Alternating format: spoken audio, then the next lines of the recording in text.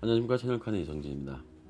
오늘은 뭘 팔러 나왔냐, 이 캠코더를 팔러 나온 건 아니고 캠코더를 한번 들고 나왔습니다. 이 캠코더는 PD170이라고 하는 모델이거든. 소니에서 나오고, 제가 2002년에 첫 단편을 찍은 게 튜브란 영화 끝나고 촬영을 했거든. 그땐 시나리오 써서 연출로 처음으로 이제 단편 영화를 찍었는데, 그게 PD150으로 찍었거든요. 그 후속작이거든요. 어마어마한 거죠, 이 녀석이. 그리고 그때는 이제 필름 슈퍼 16mm라든가 그 16mm 필름으로 가느냐, 아니면은 예산이 있으면 그렇게 하죠. 그냥 뭐 졸작이라든가 그런 부분들은 16mm 필름 가지고 찍고, 약간 이제 입봉하려고 하는 사람들은 짜투리 필름 모아서 35mm로 단편을 찍도, 그런 게 아니다 싶으면은 이 캠코더라고 이 테이프 방식으로 이제 단편 영화라든가 그런 것들을 찍었죠. 그래도 그때 2회차를 찍었는데, 그때 당시에 잔금이 200이었는데 그때 한 260 들었나? 정확히 어느 정도 기억을 하고 있거든요. 그런 시대에서 지금까지 이제 진화해서 R5가 이렇고 R6가 쓰레기 같고 이런 얘기를 하고 있습니다. 자, 그 사람들이 4K라는데 난 처음에 되게 우습게 생각을 했거든요. 왜? 필름 기준이 4K예요. 그리고 현상을 하고 뭐 ONDN 다 한 다음에 이제 디프네가가 나와서 스크린이 이제 영상이 쏴지게 되면은, 그게 스크린에 쏴지는 게 2.5K로 대충 뭐 기억을 하고 있고, 옛날 카메라에는, 필름 카메라에는 파인더가 있고, 그 다음에 이제 535B라고 하는 게 나오면서 이제 일체형으로 모니터가 나왔고, 그 다음에 그 전에 BL이라고 하는 카메라가 있었는데, 그 카메라하고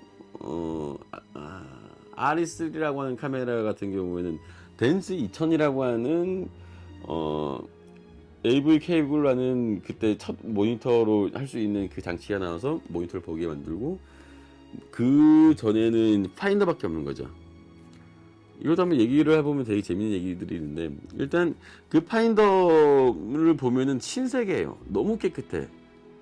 그 필름 지나가면 따라락 지나면 그 화면은 잊을 수가 없죠. 정말 영화는구나 라는 느낌이 들죠. 근데 그 파인더 사이즈하고 어떤 극장의 기준인지 모르겠는데, 제가 그때 듣기로는 파인더의 크기의 3만 배가 되는 게 스크린이라고 하더라고요. 극장에 있는 스크린이. 그만큼 이 작은 사이즈를 통해서 큰 그림을 비춘다는 거죠. 자, 이 얘기를 왜 하냐, 이제 저희는 스크린 위주로 그때는 촬영을 했었죠. 그 다음에 이제 드라마 쪽은 브라운관 위주로 촬영을 했었고, 지금은 어떤 시대에 살고 있습니까? 지금은 핸드폰 위주겠죠. 뭐 모니터로도 보기도 하죠. 하지만 제일 사람들이 매체로서 제일 가깝게 보고 쉽게 보고 맨날 보는 게 핸드폰이죠.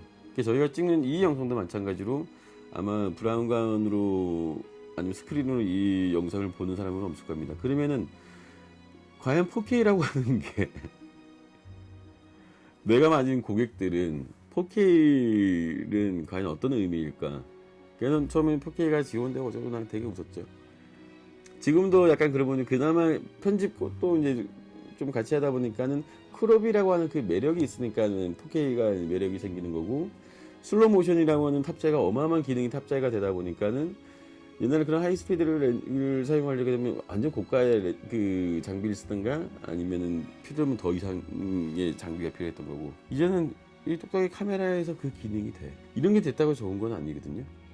누구나 다 그런 것들을 구현할 수가 있다. 경쟁력이 떨어진다는 부분이죠. 그럼 경쟁력을 살리는 부분 중에 제가 제일 큰 거는 뭐냐면은 렌즈와 조명이죠. 요 근래 계속 바디 얘기만 했었는데, 바디라고 하는 부분들은 그렇게 저한테 매력은, 요번에는 R5는 매력이 좀 고속이라고 하는 부분들을 4K로 가져올 수 있으니까, 찍으면 크롭이라는 것들을 할 수 있으니까. 제가 찍다가 엎어진 밀크보이즈라는 영화가 있었는데, 좀 좋은 카메라로 촬영을 하려고 해서 지금은 돌아가신, 근데 그 김태우 사장님만 생각하면 가끔 얘가 먹먹해지긴 한데, 그 사장님한테 얘기만 잘하면은 장비를 무상으로 렌트할 수가 있어. 왜?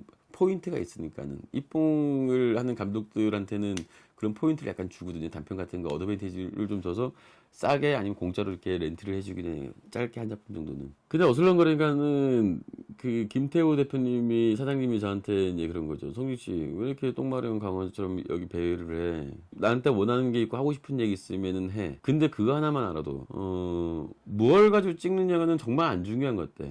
뭘 가지고 뭘 담느냐가 더 중요한 거지. 그거 한번 생각해 볼 필요가 있다. 라고 얘기를 하시길래 그때 제가 모은 돈을 좀 털어서 마크3로 그 독립영화를 풀 세팅을 다 했죠. 그렇게 돼서 제가 처음으로 이 캐논 카메라를 만나게 되는 계기가 된 거였습니다. 그 이후에 마크3가 처음 나왔을 때 그때 구매를 했었고 마크4도 처음 나왔을 때 구매를 했었고 R5도 거의 초창기에 구매를 하게 된 셈이고 그 중간에 블랙매직 4K 시네마 카메라가 한 명 있었고 제가 제일 선호하는 카메라는 블랙매직인데 거기는 AF 때문에 제가 그 카메라를 근접을 안 하고 있는 거고 제가 제일 좋아하는 바디로 얘기하자면 가성비로는 필름과 가장 흡사하게 될 수 있는 거는 블랙매직이긴 하지만은 다시 한번 얘기하면 AF 때문에 제가 그 카메라를 지금 근처에 가지를 못하고 있습니다. 여튼 오늘 이 카메라를 들고 온 거는 단순히 추억이라거나 이런 부분들이 아니고 앞으로 저희가 살아가고 촬영을 계속할 땐 저는 당분간은 5년의 주기가 한번 와요. 장비 업그레이드를 하는 게 지금 그 한 5년 주기가 한번 온 것 같고요. 그래서 R5와 지금은 조명이나 이런 부분에 대대적으로 투자가 지금 이루어지고 있는 부분들이고 그 이유가 점점 예산이 작지 않은 시스템에서의 촬영하다 보니 조명이 없게 되다 보니까는 그래도 가오는 살아야 될 것 같고 조명은 쳐야 될 것 같고 좀 치다 보니까 더 아쉬운 부분이 있다 보니까 금액과 상관없이 그 조명놀이와 촬영놀이를 계속 이렇게 번갈아 가면서 하고 있는데 그리고 조명도 광질과 방향 그리고 조명을 켜는 조명보다는 이 조명을 끊으면서 되게 소프트하게 만들어지는 그 끊음을 어떻게 하느냐라고 하는 것들을 되게 재밌어 하는 거지. 저는 현재 제 실력으로는 박힐 줄만 안다는 거거든요.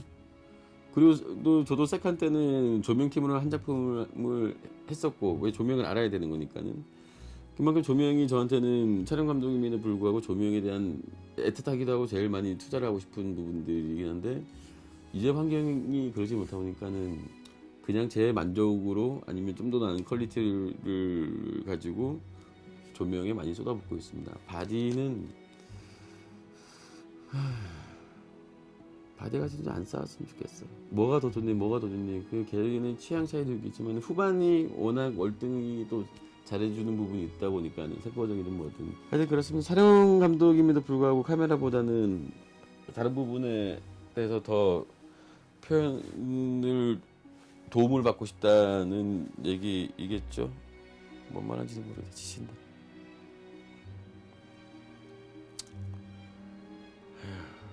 서럽기도 하고요. 이 카메라였을 때가 정말 좋았습니다.